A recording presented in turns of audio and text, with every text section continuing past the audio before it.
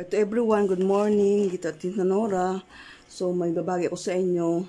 Ang pangatlong pup sleeve, ori ng pup sleeve, no? So, ito yung sa cup niya ang may plates, ang may ruffles, pero itong plain lang ang baba.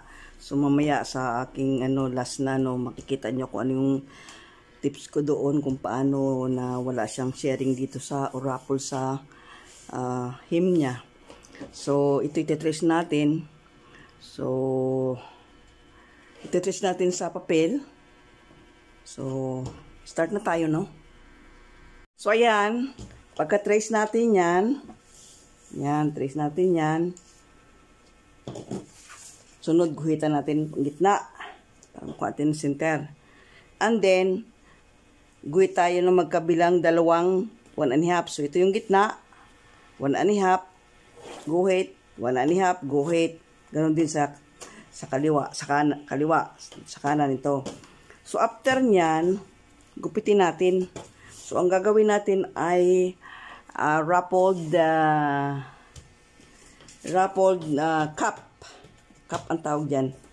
No? So, itong hem ay hindi siya ruffles. So, meron akong tuturo sa inyo kung paano gagawin na plain lang siya dyan. No? Walang paha. Wala siyang ruffles, wala siyang garter. So, ayan. Oh, ilagay natin yon at idikit natin yung gitna para hindi siya matanggal bago natin siya gupitin.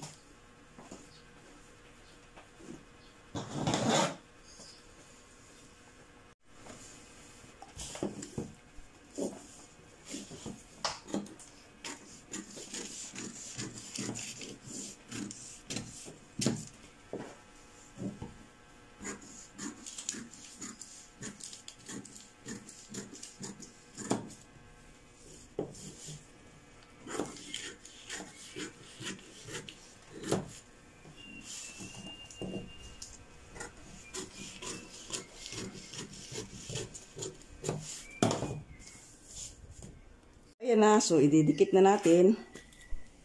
So, sukat mo tayo itong 1.5 din. 1.5. Ayan. Katapos, ito dikit natin. Ayan. Katapos doon. Ayan.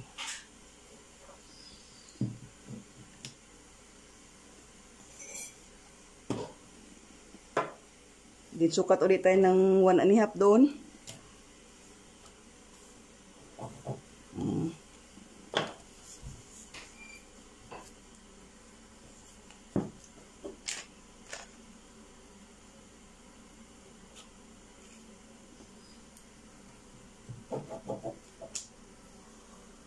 Yan. Tapos dito sa kabila ganun din.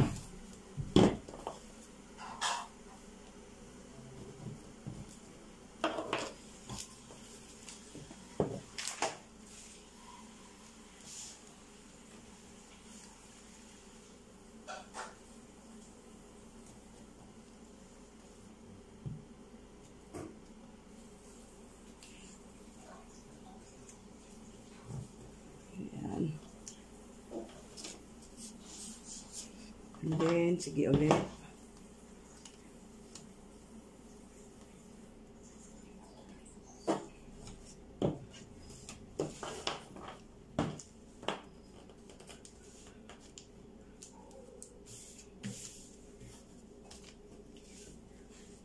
then dito, takitan ulit natin dito. Yan.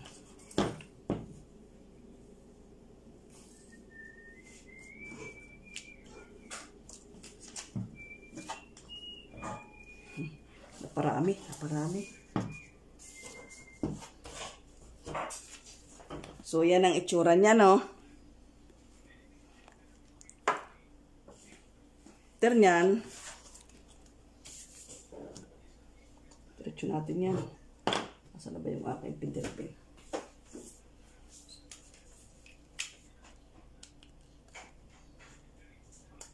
Ano tayo ng 1.5? Taas tayo ng 1.5. Yan.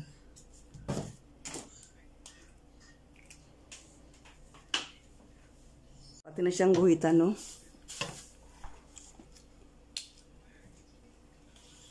Yan.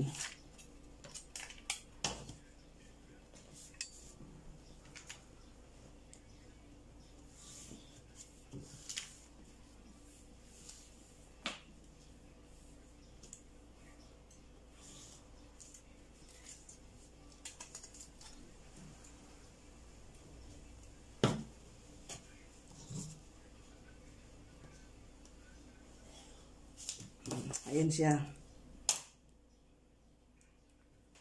So, after nyan, ano natin? Ayan.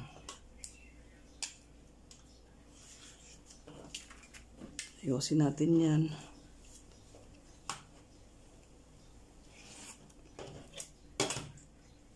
Katapos gugupitin na natin, may allowance siyang 1/2. Nagupit na may allowance siyang half inch, no? So, igaganyan mo siya. So, yan ang pinaka rappers niya yan. So, tulad na sinabi ko, kung armhole niya ay 18, so 9, sukat ka ng 9 hanggang doon. 9 hanggang doon. Katapos sukatin mo yung natira. Katapos magdagdag ka ng kasing sukat din itong natira. Mula doon, yun ang irarapos mo. Para hindi ka mahirapan na magtas-tas-tas. So, ganun ang paraan. So, dito naman. So, syempre, kung gusto mo namang, kung okay lang sa iyo yung ganyan, yung laylayan niya, malaki ang kanyang circumference. So, ang technique dyan, dito. Ayan. Yung gitna na yan, itutupik mong ganun. Ang tupi na ganyan. So, ayan siya. Yan. Para lumiit yung kanyang circumference dito sa laylayan. Wala siyang kunot pero may plate siya. No? So, ito irarapos mo. So, box plate siya, ha? Or, dito kayo magbawas. Dito kayo magbawas sa gilid. Sa side. So, kung halimbawa, ang iyong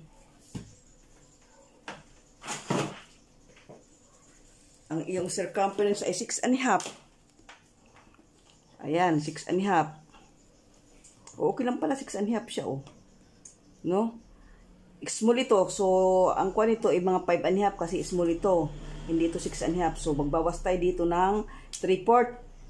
Yan. So, 3/4. Ayan siya. Bawasan natin yan. Yan. Or dito tayo. Either sa dalawang yan. Dito tayo sa gitna mag-plates. Or dito tayo magbawas sa gilid. No? Sa hem niya. Sa ano niya. Sa seam niya. So, dyan tayo. Pwede tayong magbawas dyan. Yan. Bawasan natin yan. Para ito lang yung may plates, ito wala. Or, ang option ay dito tayo mag-box plate sa gitna.